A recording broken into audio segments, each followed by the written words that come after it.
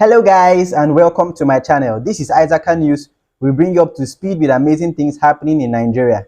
And I am your host, Edika Robot, coming to you live from the city of Uyo, Akwa Ibom State, Nigeria.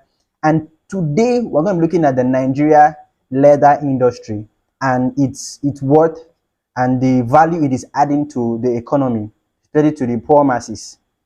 So stay tuned and enjoy the rest of this video. Don't forget to like this video, to subscribe, to comment, to turn on your notification bell for more updates on videos that will post it in the future. The Nigerian leather industry is expected to hit $1 billion by the year 2025. $1 billion in terms of revenue generated by exports.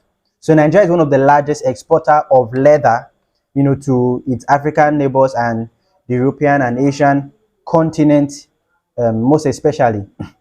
And it is currently valued at about $800 million as of this year, 2022. It's valued at $800 million. I mean, our leather export has reached an amazing figure of about $800 million as of this year. Okay, and this was stated by Mr. Yakubu in his interview with News Agency of Nigeria on Sunday in Abuja. At the current rate we are going, and if certain measures are being put into place, Nigeria is supposed to reach about $20 billion worth of the leather industry is supposed to be valued at $20 billion by the year 2025. It is currently being valued at $800 million. It is supposed to reach say $1 billion by 2025, but the minister said that it's supposed to reach about $20 billion by the year 2025 if certain measures are being put into place. Okay, about every week, more than 20,000 pairs of shoes and different high quality leather materials are being exported out of Nigeria.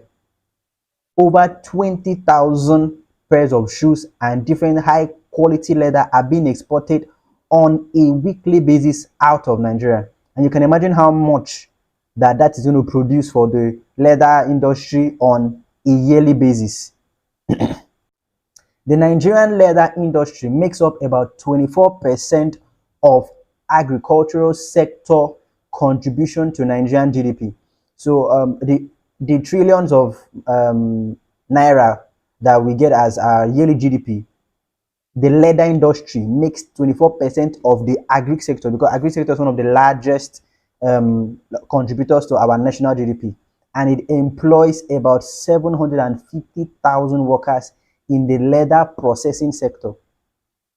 About 750,000 Nigerians make a living from leather processing, and over 500,000 Nigerians make a living from the finished work. So they are the people who make the leather, and there are those who take this already made leather and generate products like shoes, bags, and other leather related products, and they would sum up to about 500,000 workers in the finished sector of the leather industry. There are certain challenges that the leather industry faces in Nigeria, and at the height of this would be poor infrastructure.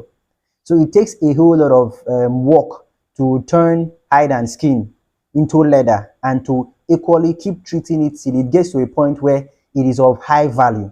This is the thing that has made Nigeria to be a heavy exporter of leather. In fact, Nigeria is a heavy exporter of raw materials because we lack the capacity and the infrastructural capacity to transform these raw materials into finished goods of international standards. So that is the thing that is ridding us of a lot of forex that we would have gained if we were able to transform this leather into quality that would be desired by our guys abroad. So most of what we do is we take the leather, we transform it to a low grade, and we export it. And the guys in Italy, the guys in Spain, the guys in China, the guys in India and other places, they buy it and they work on it and they upgrade it to a high quality, and they make high quality goods and they sell it around the world, and it comes back to Nigeria. But if we had the things we need, we'll be able to make those leather as good as we want them to be in our own country and make more money out of it. In 2017, a Lagos Leather Fair, was created. It is a platform designed to promote Nigerian talent and tackle the challenges in the leather industry. So basically, what this Lagos Leather Fair, tries to do is they try to put together a platform where leather products, made in Nigeria leather products, can be showcased in order to create an awareness of the quality of material that are accessible to the Nigerian market.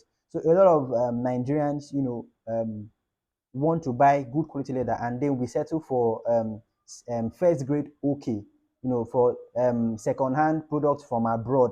Many of us, especially our male folks, we like to buy leather shoes because it's durable and then it's classic and it's very nice. But through this platform, the Lagos Leather Fair platform, what they have been trying to do since 2017 is to keep creating awareness of the fact that we are currently making very nice and attractive leather product that can be durable for our Nigerian market. The thing that makes it to not be very attractive is that it's very costly because of the absence of the infrastructure we need. Okay, there are certain machines that can cut the sole of a shoe and gum the other parts to the sole, thereby helping the industry, a particular company or factory, produce tens of thousands of shoes in a day. Whereas the same shoe, if it's to be made in Nigeria, it would take us months to achieve that same number and of that same quality. So because we are using a lot of crude implements and most of our work is done manually, okay, it's going to take a whole lot of time for one person to carve the sole of a shoe and to do the finishing touches on the sole and gum and put all the things where they ought to be. That's going to take a whole lot of time and will demand more money. Now, the absence of technology is making the leather products in Nigeria to be very costly. But if we were to embrace tech, which is actually very expensive, in fact, from what I looked up, it's going to cost about $3,000 to get a very solid equipment. And most of our Nigerian leather factories may not have $3,000 to spare to buy a machine that will take them time to understand how to use properly, and also may take them time to generate their capital back and start making profit from the machine. But this is the biggest challenge facing the leather industry. Okay, lack or poor infrastructure, absence of infrastructure, and then also poor technical know-how. Okay, most of the people who are into leather production are people who have not been trained in it, in a sophisticated way. These are illiterate. Some of these people cannot read and write. Some of them cannot carry out research on the net, on YouTube, to understand what they need to do in order to up their game. So because of their intellectual deficiency, it makes the sector not thrive in the way it should. If more and more players come into this sector who have exposure, who are well informed, who have the technical know-how, it would influence the kind of work being done there.